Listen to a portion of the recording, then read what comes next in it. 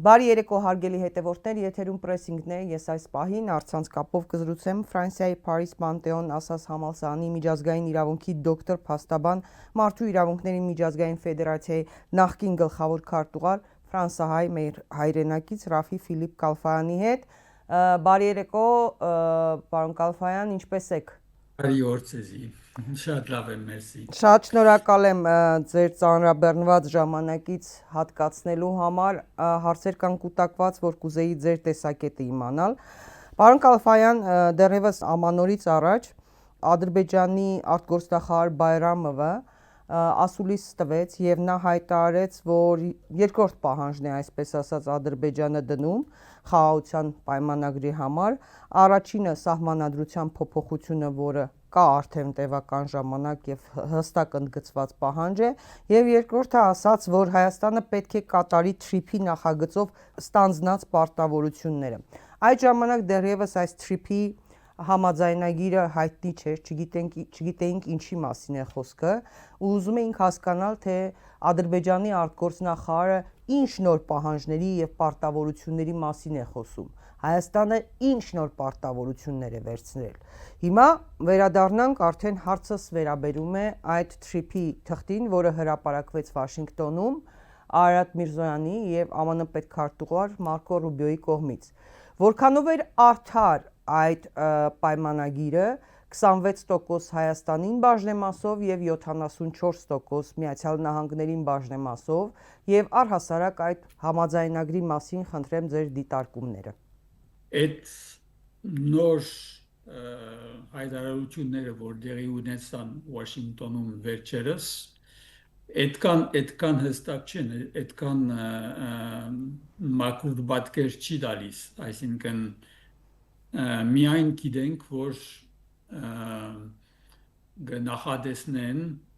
ուրեմն հadoop ընկերություն, որ Միացյալ Նահանգները 76% գարնե եւ Հայաստանը 24%։ 74 Միացյալ Նահանգները, 26 Հայաստանը։ Այո, բայց ուրիշ մանրամասնություններ չունենք, այսինքն չենք գիտեր ինչ թերմին ունենա այդ ընկերությունը եւ ինչպես պիտի ուրեմն վարվի Ադրբեջանի թեմ, այսինքն ոչ թե թեմ, բայց ինչպես Ադրբեջանը այդ շեմայի մեջ պիտի մտնե։ Միայն բան գիտենք, որ այդ ընկերությունը, որ ուրեմն Միացյալ Նահանգների ուրեմն կոնտրոլի տակ պիտի լինի, ի վերջո, բոլոր ուրեմն կոնտրոլի տակ պիտի լինի, այսինքն նույնիսկ դարածքները կոնտրոլի տակ պիտի լինի այդ ընկերությամբ։ Այսինքն այլևս ոս ինքնաիշխանություն չի մնաց։ Սուվերենություն չկա, այսինքն Հայաստանը ինքնիշխանությունը կորցնում է այդ տարածքի վրա։ Կորցնում է, այո։ Նույնիսկ եթե ասում են, որ այո, թուղթի վրա այդ տարածքը դեռ Հայաստանի սահմանների մեջ է, բայց իրականության մեջ այլևս կոնտրոլ չկա եւ որքան դարիներս 49 տարի պիտի դեպի այդ բայց հետո նաև պիտի երկարացնեն, այսինքն ստացվում է Թուրքիայում Ամերիկայի Միացյալ Նահանգների դեսպանի ասած 100 տարով վարձակալություն է։ Արարատ Միրզոյանը հայտարարեց, որ TRIP-ին տրվում է կառուցապատման իրավունք, բաժնեմաս չի կարող վաճառվել առանց Հայաստանի համաձայնության։ Ասմեք, բայց հիմանայինք ինչ որ Ադրբեջանը ինքը հայտարարել, որովհետև շատ հետաքրքիր է։ Խոսեցակ երկու պայմանների, բայց երրորդ պայմանը, որ TRIP-ի նկատմամբ շատ հետաքրքիր հայտարարություններ դեղի ունեցան Դավոսի մեջ, այլևս շատ լավ բացատրեց, որ այդ երկիրը, որ թուր է բացում Միջին Ազիայի եւ Եվրոպայի միջև Ադրբեջանն է, ոչ թե այդ Սյունիքի ճամփան, Ադրբեջանն է, Եվ ինչու այդպես գսեի, որովհետև Ադրբեջանը երեք ջամփա ունի դեպի Եվրոպա։ Առաջինը այդ Բաքու Թբիլիսի ջեան pipeline-ն է, որ գոյություն ունի արդեն Վրաստանեն գանցնի։ Երկրորդ այդ ջամփան է, որ Բարսկաստանի մեջ գշինվի այսօր։ Ուրեմն երրորդը այդ trip ջամփան է։ Այսինքն ինքը իրեն համար շատ հեշտ է ուրեմն ազդեցություն դնել Հայաստանի վրա, որ այդ trip ջամփան իր ուզած ծևով ուրեմն ղեկավարվի։ Եվ արդեն դերմը ասեց Ալիևը, որ այդ ջամփան իրենց ուզած պայմաններով դերիվի ունենա։ Արդեն շատ հստակ ասում են, այսինքն հոս ուրեմն Ալիևը լրիվ կոնտրոլ ունի այդ ամբողջ process-ի վրա։ Այո, այսօր հասան մի դեր ուր որ Ադրբեջանը ավելի լուր է, ավելի խաղաղ է, որովհետև հիմա այլևս գիտե, որ Հայաստանի ավական իր ցերկն է։ Ի վերջո պետք է չունի այսօր ռազմական միջամտության շարժում, այո, էսկալացիա։ Եվ մանավանդ որ եթե ռազմական գործունեություն ունենար այսօր Թրամփը իրեն պիտի զսպի, ուրեմն արկել պիտի տնի, բայց հոս միայն Թրամփի խաղը չկա, ուրեմն ավելի վեր տանք։ Այսօրվա արտաքին քաղաքականությունը Միացյալ Նահանգների, այսինքն նոր չէ, բայց ավելի հայտնի է, որ մանավանդ այդ ճշտի մեջ Իսրայելն է որոշում, ոչ թե Միացյալ Նահանգները։ Եվ դժբախտաբար նույնիսկ եթե Թրամփը ասում է, որ ես չեմ գտապեմ, որբեսի չզարնենք Բարսկաստանի վրա, չարձակվենք, այո։ Ամեն մարդ գիտե, այսինքն դերեկացած մարդիկ, որ Իսրայելը բնթում է, որ զարդեն, որովհետև ոչ միայն գուզեն, որ Բարսկաստանը չունենա ուրեմն nuclear, միջուկային չեն ուզել, որ բալիստիկ միսիլ ունենան։ Այսինքն ի վերջո գուզեն, որ Բարսկաստանը լրիվ իր ռազմական զինվորական միջոցներից ազատվին, այսինքն առանց պաշտպանություն մնան։ Թուլանա Իրանը, ամբողջովին թուլանա, չկարողանա նույնիսկ ինքն իրեն պաշտպանել։ Ուրեմն Իսրայելին պլանը շատ հստակ է, գուզեն լրիվ կանտել Բարսկաստանը, ինչպես կանտեցին, ուզեցին, որ կանտվի Իրաքը, Սուրիան եւ Լիբիան եւ ուրիշ երկրներ, որ իրենց համար արկել կեր։ Ուրեմն, եթե այս բանը նկատի առնենք, Հայաստանը աշխարհի մեջ ինչ դեր ունի, ոչ մի, եւ որ Թրամփը պիտի որոշի, Հայաստանը ոչինչի պիտի հաշիվ առնեն։ Դժբախտաբար ասեկացությունը եւ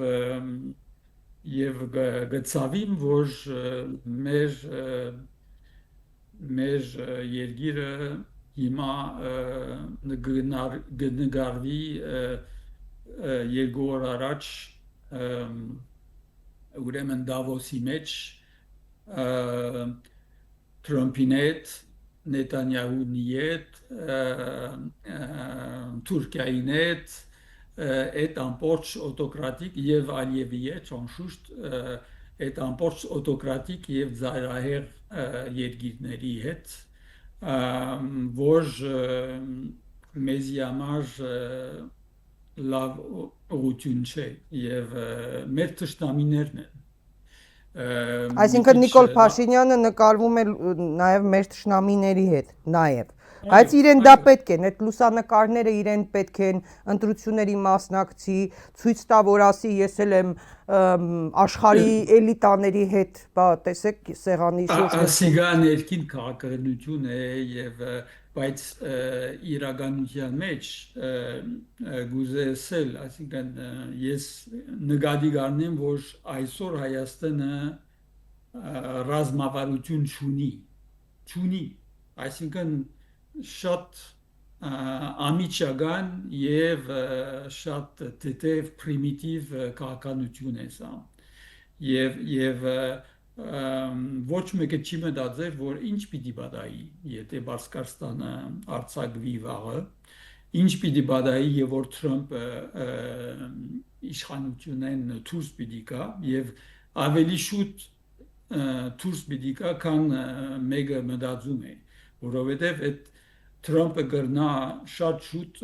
իշխանությունն վերցնեն Միացյալ Այո, Նահանգների մեջ։ կորցնի իշխանությունը։ Խնդիրներ Այո, կան ինքը ներսում։ շատ շուտ։ Այո, Այո, խնդիրներ ունի։ խնդիրներ ավելի շատ են Թրամփի, այո։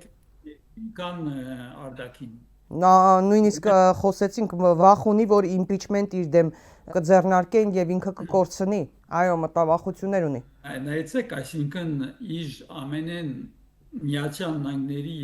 ամենեն մոտիկ ընկերագիցները, ոչ թե ընկերագիցները, allied, այսինքն ամենեն մոտիկ ռազմավարական պարտներները Կանադան, Մեծն Բրիտանիան թեմ խոսեցան Միացյալ Նահանգներից, ասեցին մենք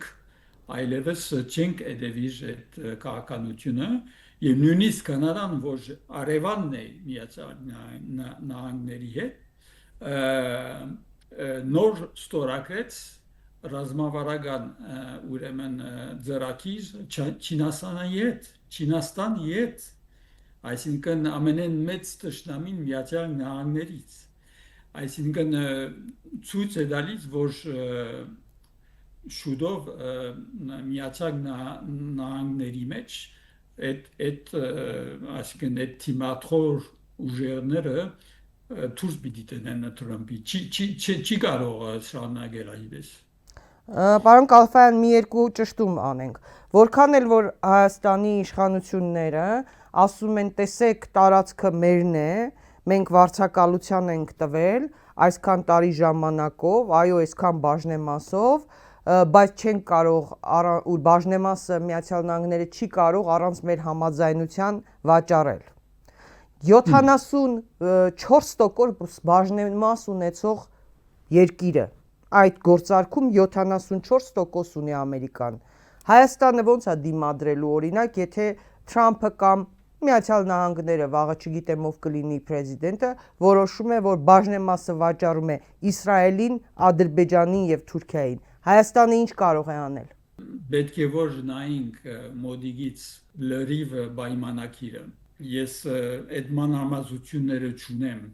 չեմ կարող ասել այսօր, բայց ամենայնտեպս Ամերիկան գրնա բանել subcontracting, այսինքն գրնա Ենթավարձակալության, այո, դա եմ ասում։ Այո։ այո, եւ ասիգա հավանաբար պիտի բադայի,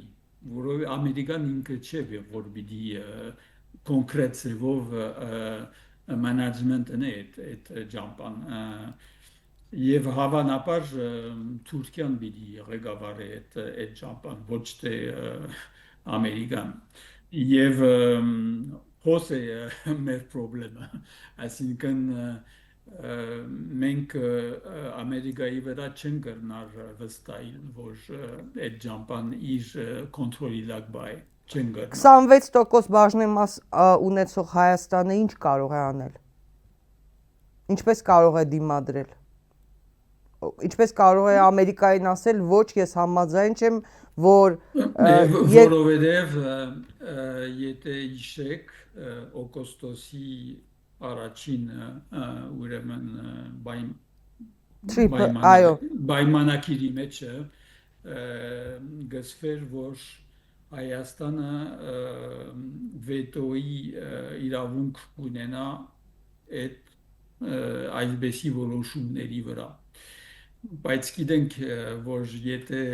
Միացյալ Նահանգները մի բան ուզեն, ինչ վետո պիտի գերնատնել Հայաստանը։ ասենք եթե Վենեսուելայի նախագահին առևանգում տանում են ու ասում են այսպես պիտի լինի, Հայաստանը եթե իրեն պատրի կոտորի, ասի չէ, ես չեմ ուզում որ Թուրքիան լինի կամ Իսրայելը կամ Ադրբեջանը, ինչ են անելու։ Ոչ մի բան դժբախտաբար, բայց չեմ գիտեր եթե մինչև այդ քայլը գլինի, բայց ասիգա այսօրվա իրագործությունն է աշխարհում, այսինքն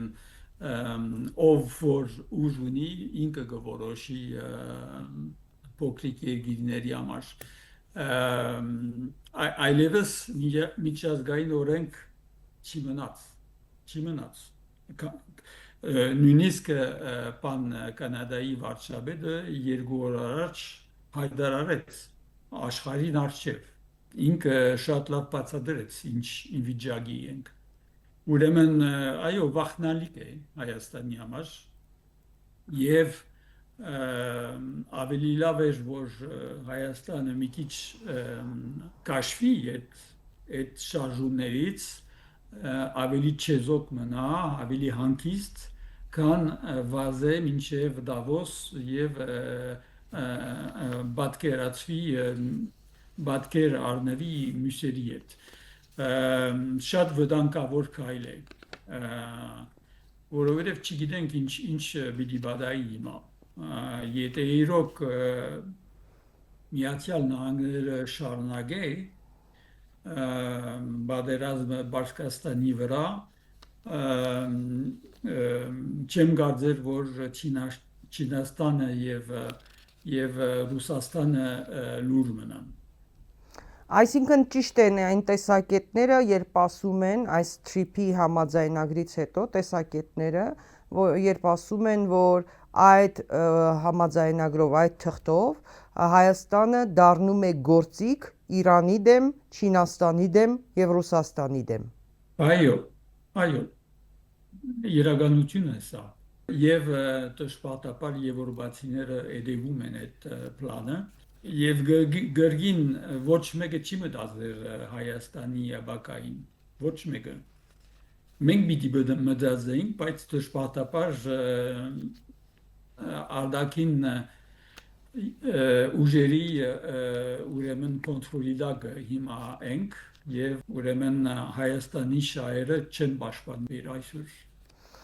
Պարոն Կալֆայան, ես ուզում եմ հասկանալ փաստաթուղթը մանրամասն նայել եք, իհարկե այնտեղ նշվում է, որ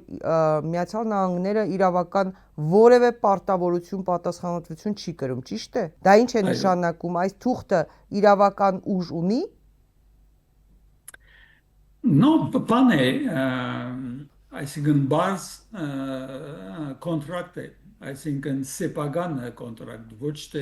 ոչ թե միջազգային եւ անդրային պայմանագիր այսինքն շատ բարձ բիզնեսի կոնտրակտ է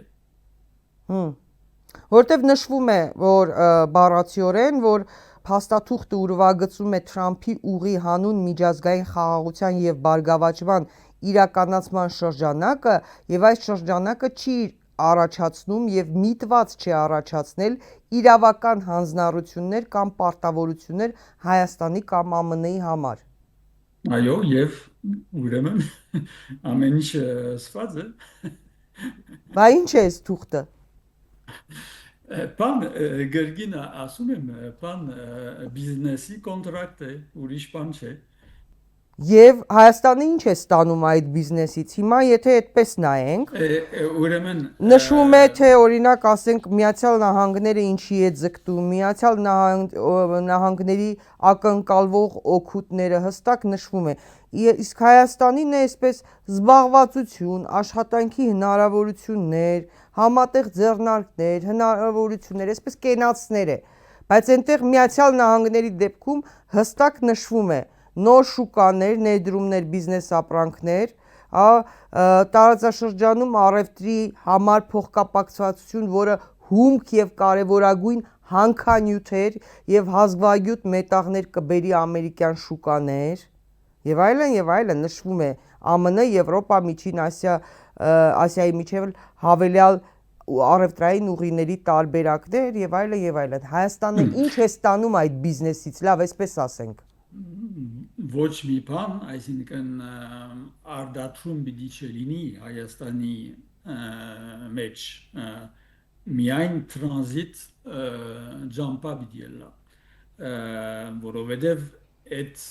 այդ ուրեմն հանքային նյութերը Թանկարժեք մետաղներ, հանքանյութեր, հանքեր։ Բան Միջին Ազիային պիտի կան, տրանսպորտային ջամփան պիտի դանե դեպի Եվրոպա կամ Ամերիկա կամ ուրիշ դեղ։ Իսկ մեր Սյունիքի բնական ռեսուրսները, հանքերը վտանգի տակ չեն։ No, բայց որովհետև նշված չեն այդ պայմանակների մեջ։ Հա, չի նշվում հենց Սյունիքինը, բայց այդ հանքանյութերի մասին նշվում է։ Բայց ինչ շատ քիչ ունենք մոլիբդեն, ունենք Չէ, մենք շատ բաներ ունենք։ Մենք իհարկե, բա գիտեք ինչի համար է Սյունիքի նկատմամբ այդչափ մեծ հետաքրքրությունը, այդ թվում նույն Ֆրանսիայի։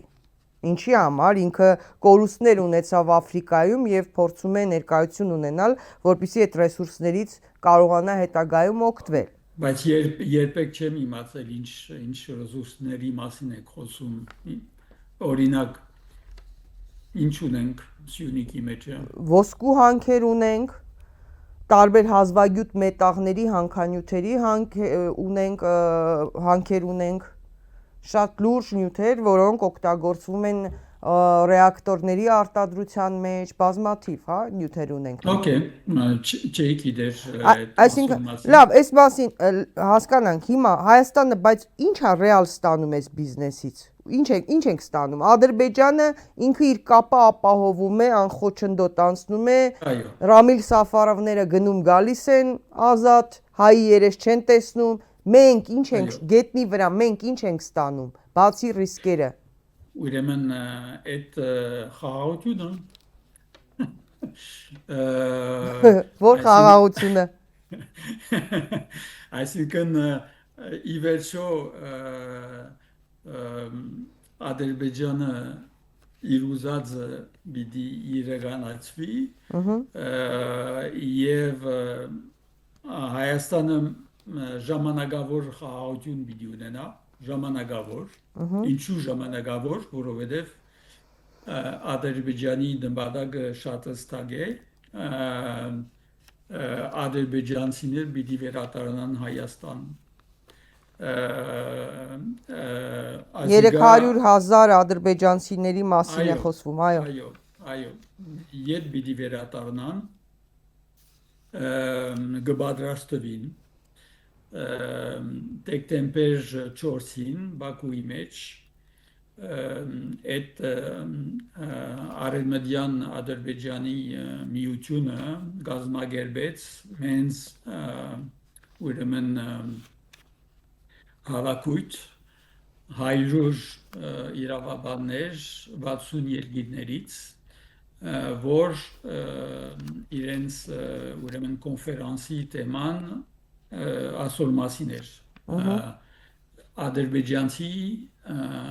իրավունքը վերադառնալ Հայաստան երկրորդ խոջալու ցեղասպանության ուրեմն դատավարությունը երրորդ Հայաստանի կամ հայ ուժերի մարտահրավերները, որ դեղի ունեցան Արցախի պատերազմի ժամանակ եւ նաեւ Ադրբեջանի մշակութային ժառանգություն կանտումը։ Այսինքն արդեն մյուս քայլերը պատրաստում են, որ Հայաստան ավելի շատ դգարանա։ Այսինքն եթե իրոք այդ ամբողջ ծրագիրը իրականացվի, արդեն ինչ պիտի մնա Հայաստանից, ով պիտի մնա Հայաստան, ասե մեր շահերը, այսինքն այսօրվա բայն համացանության հետևանքով։ Պարոն Գալֆայան, այդ թրիփի Վաշինգտոնյան թղթի հրապարակման նույն օրը հենց անմիջապես առավոտյան հայտարարությամբ հանդես եկավ Իրանի նորանշանակ դեսպանը, դա իր առաջին հրապարակային ելույթն էր, շատ կոշտ անդրադարձավ Հայաստանում Իրանի դեսպանատան դիմաց մի խումբ մարդկանց բողոքի ակցիաներին, հիշեցնելով Հայաստանի իշխանություններին, որ Հայաստանի ծանր ժամանակներում Իրանը միշտ եղել է Հայաստանի կողքին եւ Իրանը չի մոռանալու այդ վիրավորական հայհոյանքները, այդ բառապաշարով բողոքի ակցիան, որ թույլ տվեցին անցկացնել Իրանի դեսպանատան առջև։ Իրանը միշտ շատ զգայուն է որևէ երկրում իր դեսպանատան առջև տեղի ունեցող ակցիաների նկատմամբ, միշտ է այդպես եղել։ Եվ ամենակարևորը Իրանի դեսպանը հայտարարեց, որ Թեհրանում կարծիք ունեն, որ Հայաստանը դարձել է Իրանի դեմ թշնամի պետությունների կողմից օգտագործվող կենտրոնի։ Հայաստանը օգտագործվում է թշնամի երկրների կողմից։ Այո։ Այս հայտարարության մասին խոսենք։ Ինչ է սա նշանակում դիվանագիտական լեզվով։ Սա արդյոք խիստ զգուշացում է Հայաստանի իշխանություններին եւ ինչ հետևանքներ կարող են լինել։ Եթե այս հայտարարությունը շատ նոր են, այսինքն այդ վերջին Վաշինգտոնի ժողովի հետևանքն է։ Բայց եթե իշեք անցյալ օգոստոսին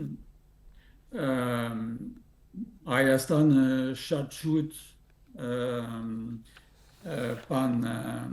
երաշխավորություն գուդար Պարսկաստանին, ասելով մեր գաբը պիտի պաշտպանվի, ջամպաները պիտի մնան եւ այլն։ Ես ամիջապես հարցումներ տվի այդ ժամանակին, ասելով ինչպես պիտի կարողանաք պաշտպանել այդ գաբը։ Հիմա Պարսկաստանը հասկացավ, որ այդպես պիտի չլինի, որովհետև ինչ որ բադաում է մեր աչքերի վրա, ինչ որ կբադայի մեր աչքերի վրա, ցույց է տալիս, որ հիմա Հայաստանը լրիվ այդ Միացյալ Նահանգների եւ Իսրայելի ուրեմն պլանին մեջն է։ Եվ հիմա Պարսկաստանը տեսնում է այդ բանը եւ լրիվ իրավունք ունի, բայց դժբախտաբար այդ գերգին գուքանք այդ բանին, որ Հայաստանը այդ հոս ռազմավարություն չունի, ուրեմն հիմա Պարսկաստանը պիտի ոչ թե տշնամի դառնա, բայց որևէ վստահություն պիտի չմնա Հայաստանի նկատմամբ եւ նույնիսկ եվրոպացիները նույն բանը պիտի մտածեն, օրինակ Ֆրանսան, որ իբր թե ամենեն մոդիկ եւ ջերմ ընկերությունը ուներ Հայաստանի հետ, ինչպես բարոն Փաշինյանը գնալ Դավոս եւ ստորագրել այդ խաղաղության խորհրդի ուրեմն փաստաթուղթը եւ որ Մակրոնը ինքը մերժեց եւ թիմադրում է այդ բանին վրա, որովհետեւ ինչ է կատարվում հոս Թրամփը եւ Իսրայելը գուզեն կանտել ՄԱԳ-ը, գուզեն կանտել ասե իրենց ռազը Դավոսի մեջը, որովհետև որովհետև ՄԱԳ-ը միայն այսօր միայն գազագերբությունն է, որ թեժ կպաշտպանե միջազգային օրենքը, միայն գազագերբությունն է, որ իր դադարանով պիտի ուրեմն դադարդե Իսրայելը ցեղասպանության համար, ասե այդ բոլոր խնդիրը եւ դեսեք ինչ հրավ Իսրայելը չի դեսնված Ժերուսալեմի մեջ Երուսաղեմի մեջ, այ քանտեց ամբողջ այդ մագի շենքերը քանտեց դուրստրին մարտոց եւ քանտեցին այսինքն ուրեմն այսօրվա Թրամփի եւ Նեթանյահուի պլանը բան մագը քանտելն է մենք as planին մեջ մտանք եւ գհետևինք իբր Հայաստան երևակայեցեք ինչ երևանքներ կրնալալ մեզի համար Այսինքն Հայաստանի ձեռքով Հայաստանին այդտեղ էլ օգտագործեցին մակը քանդելու գործին այդպես ստացվեց մենք այստեղ ինչ քննարկում ենք թե 1 միլիարդ որտեղից պիտի գտնի տա Նիկոլ Փաշինյանը որ այդ խորհրդին մասնակցի ինքը ունեցավ լուսանկարները շոուն արեց նախընտրական արշավի համար Թրամփը ձեռքը ոտքին դրեց չգիտեմ աչքով արեց այդ լուսանկարներն են տարածում հա այսպես խրոխտ գրառումներով ստատուսներով սոցիալական ցանցերում բայց իրականում նախ Թրամփը հայտարարել է որ հարուստ երկրները պետք է 1 միլիարդ տան որպեսզի անդամ դառնան այն էլ 3 տարով հետո երկարացնելու բանով իսկ աղքատ եւ զարգացող երկրները կբանը ընդհանրապես observer-ի դիտորդի կարգավիճակով կարող են ներկա լինել հիմա հասկանանք նաև ասված է որ կարող են վարկ վերցնել աղքատ եւ զարգացող երկրները եւ վճարեն հստակ հաշվարկած է Թրամփին պետք է 7 միլիարդ որքան հասկանում եմ 7 միլիարդը գոնե պետք է ապահովի Ռուսաստանը պայմաններ է դրել Թրամփի առաջ հա որ դեպքում ինքը կարող է միանալ հստակ պայմաններ ասել է այդ սառեցված մեր կապիտալը որ կա այդտեղ դրանից բան ապասառեցրու Ուկրաինայի հետ կապված հարցերս կկարգավորես նոր ես կմտածեմ Փաշինյանը ու Ալիևը արագ արձագանքեցին հիմա կներեք ինչ է անելու Նիկոլ Փաշինյանը անընդհատ պարտք է վերցնում արևմուտքից տարբեր կազմակերպություններից երկիրը պարտքերի մեջ է մտցնում հիմա օրինակ կարող է պարտք վերցնել որ վճարի այնտեղ հա ուզում եմ հասկանալ մեզ ինչ է դա տալու մեզ ինչ է տալու այդտեղ ինքը որ Հայաստանին մտցնում է այդ խաղի մեջ ընդ որում Թրամփը չգիտենք ինչքան կմնա նախ եւ երկրորդ Թրամփը շատ հայտնի ծևով եւ ջերմ ծևով գովեց Ալիևին գովեց որովհետեւ Ալիևը ուժեղ մարդ է ուժով ուրեմն դարածքերը ետ արավ ուրեմն ուժեղ է եւ երկրորդ Ալիևը ամեն ինչ կորոշե այսինքն որոշող է ինչպես Թրամփը եւ երրորդ Ալիևը հարուստ է եւ Ալիևը ինքը պիտի մուծե այդ 1 միլիարդ դոլարը եւ հիմնադիր ուրեմն անդամ պիտի դառնա այդ նոր խորհրդին այսինքն Հայաստանը ինչ գործ ունի այսօր մեջը այսինքն մենք սուրճ պիտի պատրաստենք թուրերը պիտի բանանք ինչ պիտի ունենք աս խորհրդի մեջը ինչ գործ ունենք դժբախտաբար ասե այսօրվա իրականությունը ես գզարմանամ որ մեր դիվանագետները Հայաստանի դիվանագետները ավելի շատ չեն թիմադրել այդ բանին այսինքն խնդենալիք են եւ վտանգավոր անշուշտ Պարոն Կալֆայան վերադառնալով նորից Իրանի դեսպանի ասացին մի ճշտումներ անենք հետո այլ թեմայի նաեւ անդրադառնանք Հիմա երբ որ Իրանի դեսպանը բառացի հայտարարում է որ Հայաստանը դառնում է կենտրոն Իրանի դեմ թշնամաբար տրամադրված ուժերի գործողությունների համար արդյոք դա նշանակում է Եթե Աստված մի արասցե հարձակում լինի Իրանի դեմ, Իրանը նաև իր սահմանը չէ պետք է պաշտպանի, որը հայ-իրանական սահմանը նաև իր սահմանն է։ Եթե հանկարծ Հայաստանը ներքաշվի ինչ-որ բանի մեջ, Իրանը կարող է հարված հասցնել։ Մեր վրա, Հա, Հայաստանի վրա։ եթե Հայաստանը օգտագործվի։ Եթե օգտագործվի Իրանի դեմ։ Բայց գիտեք, Հայաստանի մեջ զինվորական միջոցներ կամ ուժեր չկան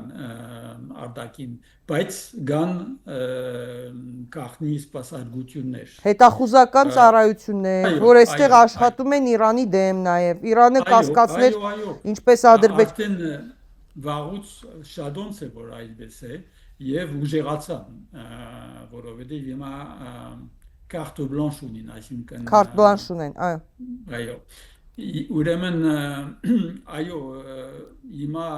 վտանգավոր դարձավ Հայաստանը Պարսկաստանի համար, բայց չեմ կարծեր, որ Պարսկաստանը կգրնա որևէ ագրեսիվ քայլ ունենալ։ Չէ, եթե տեսնի իր երկրի նկատմամբ, իր երկրի համար ռիսկեր է բանանում, ինքը ասել է իր կարմիր գծերը իր երկրի սահմաններն են, իր շահերն են բնականաբար։ Ընդ որում նույն Ադրբեջանի հետ կապված նշվել է, չէ, որ 12-օրյա պատերազմի ժամանակ օգտագործվել է Ադրբեջանի տարածքը Իրանի դեմ։ Բայց գիտեք ինչու ոչ մի կայլ չեն կրնար անել, որովհետև նախ դգարացած են Իրանը։ Այո, ոչ միայն արտաքին քաղաքականության, բայց նաև ներքին քաղաքականության հիմա։ Այսինքն մասամբ իրենց պատասխանությունն է, այսինքն ի վերջո այդ այատոլաները գրնային ուրիշ ձևով մոդենալ այդ ներքին հարցերը, բայց դժբախտաբար քեշ ձևով մոդեցան։ Չեն գնար բամսել ասոր վրա իրենց պատասխանությունն է։ Ուրեմն Ագարագը գնամ ասել, եթե որևէ ագրեսիվ քայլ ունենա Պարսկաստանը դեպի Հայաստան կամ սահմանների վրա, բան բաժար գուտա Թրամփին եւ Իսրայելին, որ զարդեն Պարսկաստանի վրա։ Ուրեմն սպատապար հիմա պարալիզի մեջ է Պարսկաստանը, ինչպես Ռուսաստանը, ուրիշ բաժարներով։ Այդտեղ կա իհարկե նաև Չինաստանը, որը նույն 12-օրյա պատերազմի ժամանակ Իրանին օգնեց։ Այո։ Չգիտենք ինչպես կվարվի։ Պարոն Կալֆայան, ուզում եմ Եվրոպայի կեցվածքի մասին, հա, ասել։ Այնպիսի տպավորություն է, որ Հայաստանը այս իշխանությունների թեթև ձեռքով դարձել են տարբեր հետախուզական ծառայությունների, այսպես ասած, դաշտ, գործունեության դաշտ։ Մեծ Բրիտանիայի MI6-ի ղեկավարը անընդհատ գնում գալիս էր, որը նախկին ղեկավարը հիշում եք Էրդողանի ամենամտերիմ մարդկանցից էր, այնուհետև Միացյալ Նահանգների հետախուզական ծառայության ղեկավարը Բերնսը անընդհատ, հա, այսպիսի տպավորություն է, որ անընդհատ այդ ծառայություններն են աշխատում այստեղ, եւ օրեր առաջ հրապարակվեց Հայաստանի արտաքին հետախուզության ծառայության զեկույցը, իդեպ հեռուստադիտողին հիշեցնեմ, որ դա նորաստեղծ զեկույց է, մոտ 11 ամիս այդ մարդու իրավունքների պաշտպանում աշխատած այդ կինը Քրիստինե Գրիգորյանը հանկարծ որոշում են, որ այդ կառույցի ղեկավար պիտի նշանակվի եւ տանում են իրեն, վերապատրաստում են եւ Միացյալ Նահանգներում եւ Մեծ Բրիտանիայում։ Այդ կառույցը մենք հստակ չգիտենք ինչի մասին է եւ միլիարդավոր դրամներ է ստանում պետական բյուջեից եւ ասենք տարին 1-2 անգամ գուցե ինչ-որ այսպիսի շարադրություն ներկայացնի, ինչպես ասում են, մի քանի էջանոց, այսպես բայց լուսանկարներով։ Պարոն Կալֆայան, հիմա անդրադարձել է հիբրիդային պատերազմին եւ ըստ այդ զեկույցի Հայաստանի դեմ հիբրիդային գործողությունները հետապնդում են մի շարք նպատակներ, այդ թվում արժեզրկել եւ իմաստազրկել խաղաղության հաստատման հնարավորությունը, խաղաղության փաստը, խաղաղության հասնելու ճանապարհի ձեռքբերումները, դրա հետ կապված դրական մթնոլորտը եւ այլն, սերմանել դավադրապաշտական մտքեր, իբրև թե արկա են գաղտնի համաձայնություններ ուղղված Հայաստանի դեմ։ Ով է վարում Հայաստանում հիբրիդային պատերազմ։ Արևմուտքը, թե Ռուսաստանը, թե բոլոր երկրները կարծես սպանում են, այստեղ գործունեություն են ծավալում։ Հիմա եթե դուք օրինակ ասում եք, որ ինչ խաղաղություն, հա, դա ծիծաղելի է խաղաղության մասին խոսելը, փաստորեն դուք էլ եք հիբրիդային պատերազմ վարում, որովհետև դուք կասկածում եք, որ խաղաղություն կա։ Այո։ Այսինքն բոլորին կարող են ասել, որ մենք հիբրիդային պատերազմ ենք վարում, որովհետև ասում ենք, որ ձեր խաղաղությունը fake է, կեղծ է, հա? Ինչ է տեղի ունենում, ինչու է Եվրոպան այսքան աջակցում է սխաղում Հայաստանի իշխանություններին, անտեսելով գերիների փաստը Բաքվի բանտերում, անտեսելով քաղբանտարկյալների փաստը, անտեսելով ամեն ինչ է ուզում ստանա Եվրոպան, որ այսպես աչքերը փակել։ Միայն նպատակը առանց նկատի առնելով պրինցիպները, արժենքները, այսօր միայն իրենց տշնամին միայն Ռուսաստանն է եւ այս նպատակով ուրեմն ախտեցին ամեն եվրոպական արժենքները եւ պրինցիպները, ամեն կորցրեցին։ Օրինակ մտամ, ուրեմն վերջերս դեկտեմբեր 2025-ին ուրեմն Եվրոմիության խորհուրդը այդ pedagogan շեֆերը ուրեմն դիրեկտիվ, այսինքն որոշում, ուր որ ուրեմն այդ հիբրիդային վնասների կամ վտանգների մասին են խոսում, բայց հոն այդ պաստատողտի մեջը շատ լավ գնշեն, որ ռուսական ուրեմն հիբրիդային քաղաքականությունն է եւ ցանմտրին ուր որ նշված են գազམ་ագերբությունները, think tank-ները եւ անձնավորությունները, որ ուրեմն blacklist-ներին սև ցուցակ ասելով, որ այդ մարտիկը հիբրիդային ուրեմն վնաս են Եվրոմիության համար։ Այսօր մեջը կան օրինակ մեկ Շվեյցարիայի սպա ուրեմն մարդ եւ նույնիսկ Ֆրանսիայի նախկին սպա ուրեմն մարդ ինչ կնեն այդ մարտիկը միան քանի մդարի որ փորձեն բացատրել որ այդ Ուկրաինայի Ռուսաստանի պատերազմի մեջ իրականությունը այն չէ որ ամեն մարդ գողոսի ուրիշ իրականություններ կան ասոր հետևը միան այդ բանը գնեն գործեն բացատրել ժողովրդին որ իրականությունը ուրիշ է ոչ թե ինչ որ մեդիայի մեջ գլսեն ուրեմն հիմա այդ սանգին վրա է եւ ինչ է դա կրկիրը ուրեմն այդ որոշում նոր չէ դեկտեմբերին վերջինն է բայց առաջինը օկտեմբեր 2024-ին դեղի այսքան արդատրեցին առաջինը եւ ինչ պաստատողտի մեջը ոչ մի definition, այսինքն չեն բացատրել ինչ է այդ հիբրիդային պատերազմը կամ վնասը չեն բացատրել ինչ է այսինքն այսպեսի լայն կոնցեպտ մնե ուր որ գնան մտցնել ինչ որ գուզեն ու մուզեն այո մուզեն ինչ սեվով այսինքն մեկը չի գիտեր եթե ուրեմն եթե այսօր ես ասում են, որ խաղաղություն չկա, գրնան որոշել, որ այո, ես պրոռուսական եմ եւ իրենց կառավարությանը գդարածեմ մի ցևով այսպես Նույնը այստեղ են գրնան ասում, որոշել այսինքն եթե ինչ որ մեկը քննադատում է իրենց արածը ու ճիշտ է այո քննադատում, ապացույցները այո խնդրեմ, այո հա, իրենց սուտը կեղծիքը բացահայտում է, ասում են ուրեմն Կրեմլի գործակալ է, Պուտինի այո գործակալ է, այո Ռուսաստանի, չգիտեմ, էս են է, տեսնում եք։ ուրեմն այդ գիտեք այդ մեթոդը օգտվեցին բան արևմուտքը եւ որ Իրաքի եւ որ երկու պերտերը Նյու Յորքի մեջ ուրեմն կանտվեցան 9/11 այսինքն 2001-ին Այո, այդ շենքերը Նյու ուրեմն Յորքի։ ուրեմն հապեկցությունը այդ բառը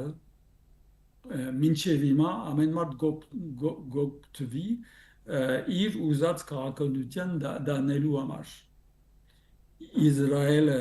գսե որ ամբողջ պալեստինյան ժողովուրդը հապեկցական է ուրեմն Պետք է խփել իրավունք սպանել։ իրավունք ունեմ ուրեմն ցեղասպանություն անել Արցախում ինչ էր ասում բանը։ նույն Ալիևը, նույնը։ նույնն է Այո, նույնն է ուրեմն հիմա նոր ուրեմն կոնցեպտ ստեղծեցին հիբրիդային ուրեմն վնաս եւ ուրեմն աս կոնցեպտով ուրեմն բիդի շարունակեն իրենց ուզած քաղաքականությունը դանել եւ ուրեմն թե եվրոպացիները օգտագործում են թե ուրեմն Հայաստանը կառավարություն պիտի օգտագործե ընտանեկան թեմ ընտրություններում, այո։ արդեն գարձեմ թե երեք է կամ այսօր է նոր օրենքը պիտի կնարգվի կամ պիտի կվեին պիտի դան խորհրդային ժողովի մեջ որոշելու ինչ ռիսկ կա որ ինչի մասին է մեդիայի մասին է չէ այդ մեդիաները ուր դեր են գուկան Հա, որ օրինակ ասենք Սորոսն է ֆինանսավորում, իրանց համար լավ է։ այո Որ ասենք արևմուտքը փող է տալիս, այդ լավ է, բայց եթե օրինակ Հայաստանից որևէ եթե Ռուսաստանի կա, ուրեմն լավ չէ, այո։ Հա, թող երկուսն էլ նայեն, Ռուսաստանին նայեն, Սորոսի փողերն էլ հաշվեն։ Այսինքն կամ այն փողերը, որ իրանք ստանում են։ Մի կողմանից պիտի լավ, Իհարկե։ մի կողմանից, այո։ Ուրեմն արդեն պիտի տեսնենք, որ Հայաստանի մեջ պիտի օգտագործել այդ ուղղությամբ եւ ասե բաժարը, որ Եվրոմիությունը ուրեմն նվիրեց 15 միլիոն եվրո, որբեսի Հայաստանը կարողանա բայկարել այդ հիբրիդային վնասների դեմ։ Բայց տեսակ Կայա Կալասը ինչպես ասեց Հայաստանը մեզնից օգնություն է խնդրել, ինչպես Մոլդովային ենք շնորհել։ Այո։ Արտաքին վնասակար ազդեցության դեմ պայքարելու համար։ Այդքան Կայա Կալասը ամեն դեպքում ինքը իրեն պաշտպանել է, ինքը հասկանում է, որ միջամտում է մեր երկրի ներքին գործերին։ Այո։ Այդպես չի։ Այո։ Հիմա նույն ինքը Հական Ֆիդանը չեն միջամտում մեր գործերին Թուրքիայի արտգործնախարարը։ Անպայման։ Անպայման։ Բայց Անպայման։ ահա։ Շատ ստագսավ, որ մենք գաջակցենք պան Պաշինյանին, որովհետև ինքը գնա երաշխավորել գարանտի դալ խաղաղության եւ Ադրբեջանի եւ Հայաստանի ուրեմն լավ հարաբերությունները։ Այսինքն գմիչամը այո մեսաժ մնե Հայաստանի ժողովրդին, որ այո մենք այդ մարդուն գուզենք։ Այո, Որովհետև ինքը իրենց ծրագրերը, իրենց ուզածը անում է, նպատակին է հասցնում։ Չեմ գիտեր, եթե իրենց պլաները կհետևի, բայց կոնկրետ ձևով այսպես ի վերջո գերեվա։ Նաև ազգային ժողովում օրենքի փոփոխություններ էին ուզում անել, իհարկե արտահերթ նիստ է եղել ազգային ժողովում դիտորդական առաքելությունների հետ կապված, նաև դրանում են նրանք դա են փորձում իրենք կոնտրոլ անել, վերահսկել, այո, թույլ չտալ կամ որոշել ով է մասնակցելու, ով կարող է դիտորդական առաքելություն անել, ով չէ։ Ուրեմն այսօր մասին եմ գուզեի խոսել ճիշտ առաջ, այո։ Այո, նաև դրա հետ կապված իհարկե մեդիայի մասին էլ են ասում։ Պարոն Կալֆայան, եւ վստահ եմ լսել եք ռուսաստանցի լրագրող պրոպագանդիստ Սոլովյովի հայտարարությունը, որը այդքան քննարկվեց մեզ մոտ։ Սոլովյովը ասել էր, որ բառացի մեջ բերում է մեզ համար առավել ցավալի է այն, ինչ տեղի ունենում Հայաստանում, քան այն, ինչ տեղի է ունենում Վենեսուելայում։ Հայաստանը կորցնել է հսկայական խնդիր է, Միջին Ասիայում, Կենտրոնական Ասիայում մեզ համար կարող են լինել հսկայական խնդիրներ եւ մենք պետք է հստակ ձևակերպենք մեր նպատակներն ու անելիքները։ Մենք պետք է բացատրենք, որ խաղերն ավարտվել են թքած միջազգային իրավունքի, միջազգային կարգի վրա։ Գուցե մեզ անհրաժեշտ է ձևակերպել մեր ազգային դոկտրինը եւ ասել որն է աջակցության գոտին։ Եվ ըստ ռազմական միջամտության մասին է նաև խոսում իրենց տեսանկյունից։ Իհարկե անթույլատրելի է նույնչափ ոնց որ Կայա Կալասների, Մարտակոսերի, Հական Ֆիդանների նման միջամտությունը, բայց այս աղմուկը չթողեց հասկանալ, թե Սոլովյովի այդ խոսքը ում էր ուղղված մեզ, թե Միացյալ Նահանգներին կամ Արևմուտքին, որ եթե դուք ձեր հարցերը այդպես եք լուծում, մենք էս համարել կարևորություն ունեցող հարցերը մենք էլ էսպես կլուծենք։ Ինչ էր դա։ Ես ծանոթ չեմ այդ մարդուն։ Եվ բայց գարտացի անշուշտ շատ մեծ կարևորություն չեմ դար, որովհետև չեմ կարծեր, որ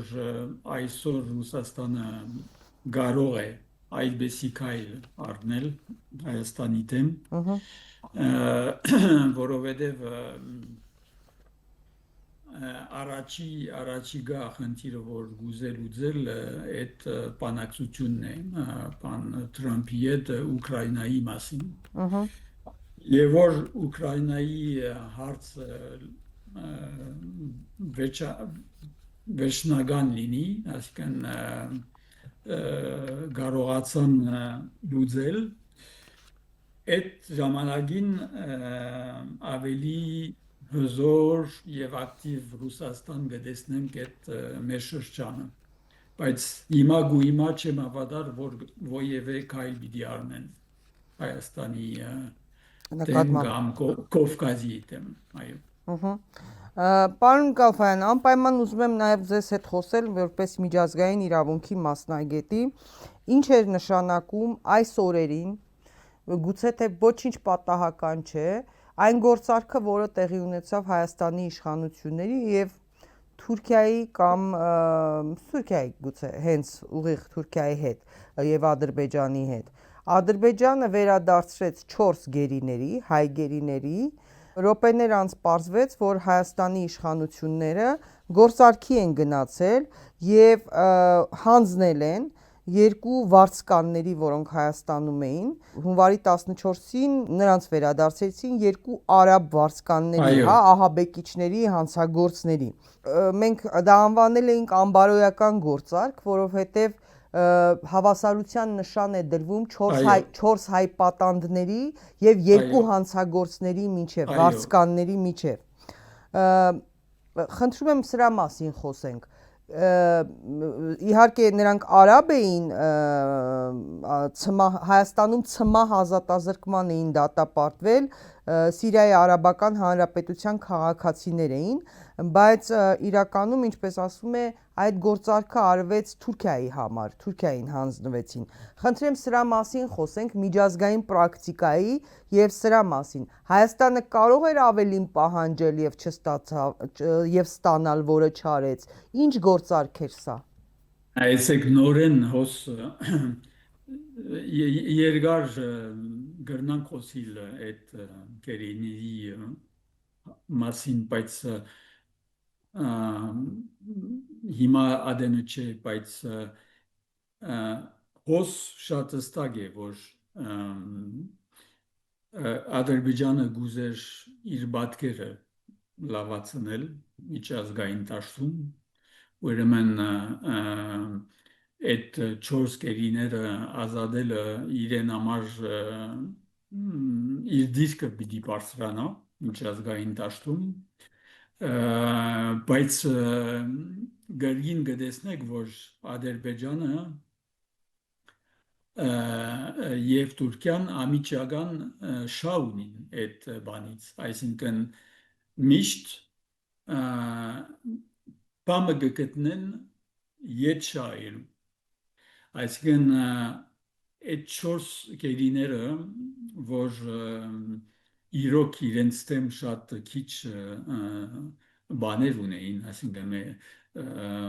իրականության մեջ նույնիսկ եթե դադարեցան եւ նաեւ առողջության խնդիրներ ունեին երկուսը։ Այսինքն Ալիևը գիտեր ում էր հետ վերադարձնում։ Այո, եւ այսինքն նվեր չի գաոս։ Ետ արին երկու մարդիկ անցակորձներ, այսինքն անպարոյական շարժումը Հայաստանի մոդն է, ոչ թե Ադրբեջանի,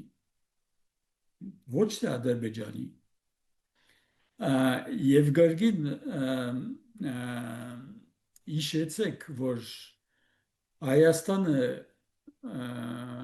հրաժարվեց ուրեմն թատ բանալ Ադրբեջանի դեմ կամ նույնիսկ ոչ ովևէ կորզ ունենալ, որբեսի կարողանանք դադարել ադրբեջանցի անցակործները վեճի պատերազմների հակառակը Ադրբեջանը պատրաստում է դադարել հայ անցակործները, այսինքն իբր թե անցակործները գտեսնեք ինչ տարբերություն կա մեր երկու երկիրների մեջ գրնանք դադարել Ադրբեջանը, բայց ես չեմ դադարել, իրենց գործը գնեն, իրենց ռազմավարությունը ունին, ես կդադարեմ Հայաստանը, որ լուր կմնա, պասիվ կմնա եւ իրոք նույնիսկ ոչ միայն սպյուրքը գխենտանա այդ վիճակը տեսնելով, բայց նաև Հայաստանի մեջ իրավաբանները չեն հասկանար այդ քաղաքականությունը, չեն հասկանար։ Այսինքն Ադրբեջանը շատ լավ գիտակցում է, որ այդ դատավարությունը, այդ կեղծ դատավարությունը, որ անում է Բաքվում, Բաքվի բանտերում, արգելելով օգտվել փաստաբանական ծառայությունից, միջազգային լրատվամիջոցների ներկայությունն է արգելեց Կարմիր խաչի գործունեությունը, այս ամեն ինչը անում է շատ լավ իմանալով, որ հիմքեր է պատրաստում վաղը գալու է այդ օրը, որ միջազգային ատյաններում ինքը դա օգտագործելու է մեր դեմ, ճիշտ է։ Այո։ Իսկ Հայաստանը հրաժարվում է բոլոր հայցերից։ Այո։ Չստացվեց, որ Ադրբեջանը չի հրաժարվում իր միջազգային հայցերից։ Չի հրաժարվում փաստորեն մեծ հաշվով։ Հիմա գույմա ոչ, որովհետև խաղաղության տաշնագիրը դեռ չի ստորագրվեց։ Հայաստանն չի հրաժարվեց այդ Հագում կամ Ստրասբուրգում դատարաններից, բայց հոս ասոր մասին չէ, հոս բան քրեական դատավարությունի մասին է, այսինքն անձերի թեմ, ոչ թե բեդության թեմ։ Օրինակ մենք շատ լավ փաստեր ունենք, որ Ադրբեջանի հանցագործը հրավ կանիմը մարդոց թեմ փաստեր ունենք, վիդեոներ ունենք, անուններ ունենք։ Եթե Հայաստանի անվտանգության ծառայությունը մեզ օգներ, այսինքն գրնայինք այդ մարդոց թեմ աշխատել դարբեր երկիների մեջ, բայց չեն օգներ։ Չեմ ուզեր մանրամասնություններ տալ հոս, բայց միջոցներ կային, որովհետեւ մենք կարողանանք այդ մարդոց բռնել, բայց առանց Հայաստանի հատուկ ծառայությունների դերակցությունները ոչ մի բան չեն կրնարնել։ Առաջին անգամը չէ, որ Թուրքիան եւ Ադրբեջանը ստանում են վարձկանների, նաեւ հիշեցնում ենք 2014 թվականին տեղի ունեցած դեպքերի մասին, երբ որ երկու վարձկաններ ահաբեկիչներ դիվերսիայի արդյունքում հանցագործություն կատարեցին, սպանություններ եւ Արցախի դատարանը նրանց դատապարտել էր այդ հանցագործներից մեկին 22 տարվա ազատազրկման, մյուսին ցմահ եւ Նիկոլ Փաշինյանը 20 թվականի դեկտեմբերին այդ երկու վարձկաններին հանձնեց Ադրբեջանին եւ հիշեցնեմ հարգելի հետևորդներ, այդ ադրբեջանցի հանցագործներին 2014 թվականին, նույնիսկ 15 թվականին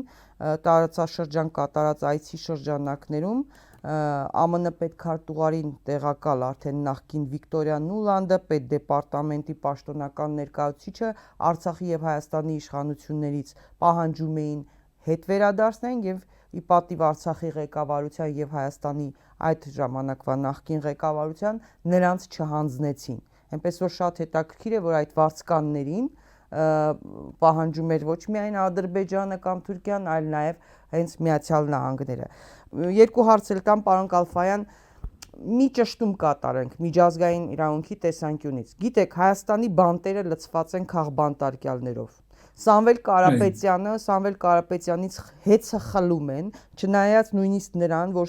Ստոկհոլմի արբիտրաժը վերահաստատում է իր նախկինում արված ամռանը կայացած որոշումը, որտեղ պարտավորեցնում է Հայաստանի իշխանություններին կառավարությանը զերծ մնալ հեծի դեմ որևէ քայլից, միևնույն է, անտեսում են, թքած ունեն, Սամվել Կարապետյանը իհարկե հիմա գտնվում է տնային կալանքում, բայց կալանքի մեջ է, քաղաքական հետապնդում։ Սրբազանները, Միքայել Սրբազանը, Բագրատ Սրբազանը, Մկրտիչ Սրբազանը, Արշակ Սրբազանը, Նարեկ Սամսոնյանը, Վազգեն Սաղաթելյանը, այլ գործիչներ, Խաչիկ Գալստյանը, այսպես շատ են, հա, հետապնդումներ անընդհատ, բանտերը լցված են տարբեր գործիչներով։ Խնդրում եմ ինձ ասեք, այս պայմաններում, եթե իշխանությունը գնում է ընտրությունների, այդ ընտրությունները կարող են համարվել լեգիտիմ։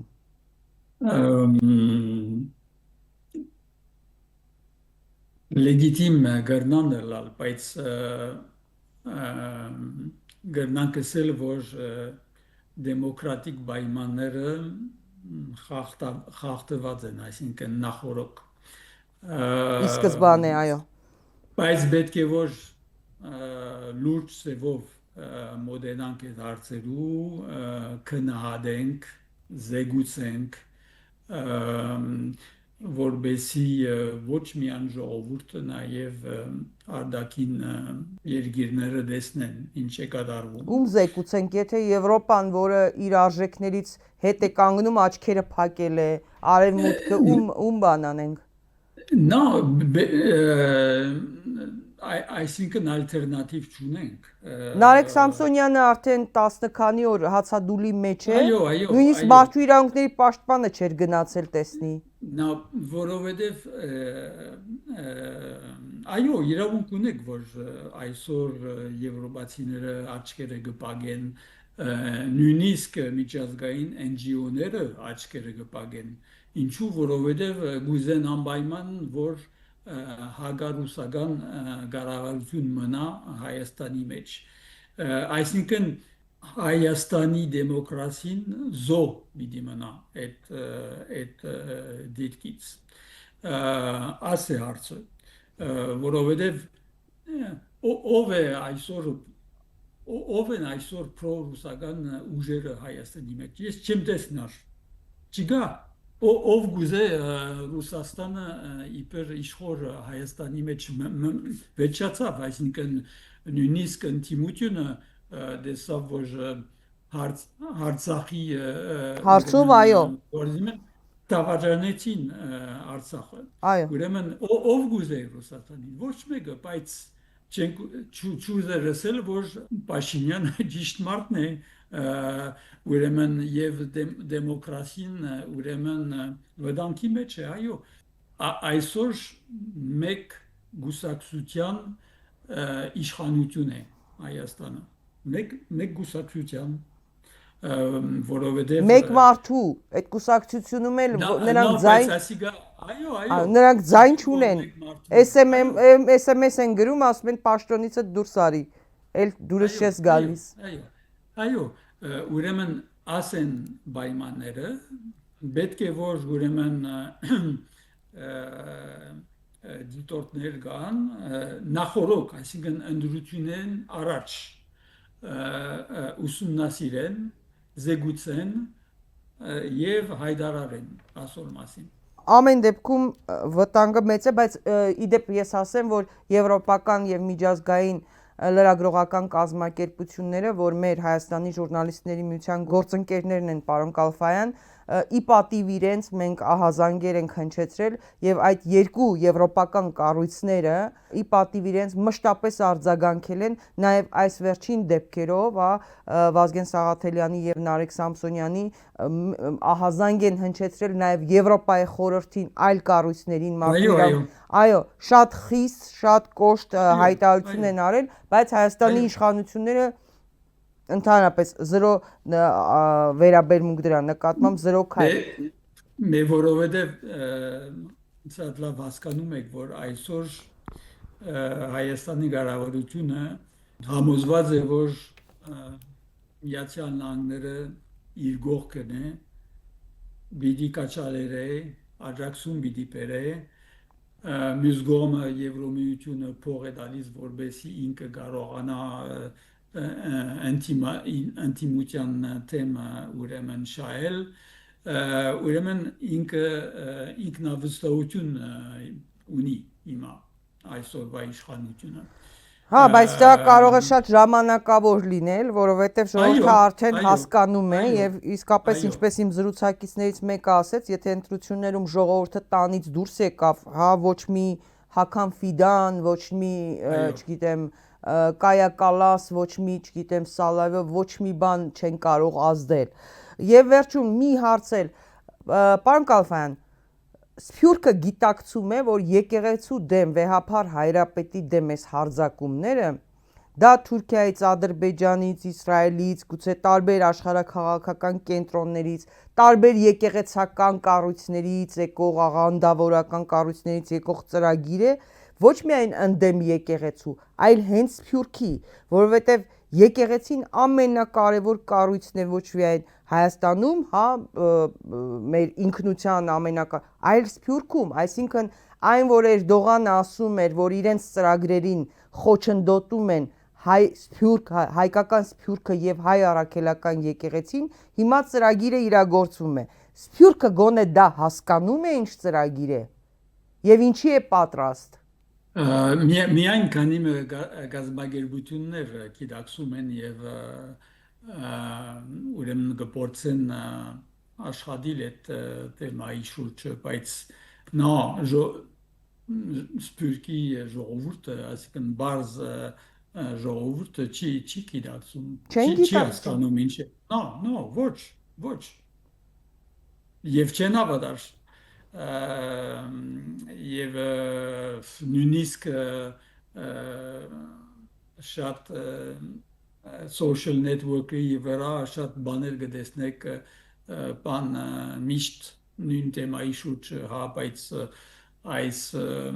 վեապարը կոռուպտված է եւ այլն եւ այլն, այսինքն նաբուշ բաներ, այսինքն չեն հասկանում ինչ է կատարվում ավելի վեր, ավելի գլոբալ եւ այո, դժբախտաբար շատ կգնան խոսիլ Հայաստանի մասին, բայց բուրկը նույնիսկ ավելի վատ վիճակի մեջ է կան Հայաստանը։ Ես ավելի շատ հավատում եմ ներքին ուժերի Հայաստանի մեջ կան սպյուրքի վրա։ Դժբախտաբար։ Դե հասան նպատակին այդտեղ էլ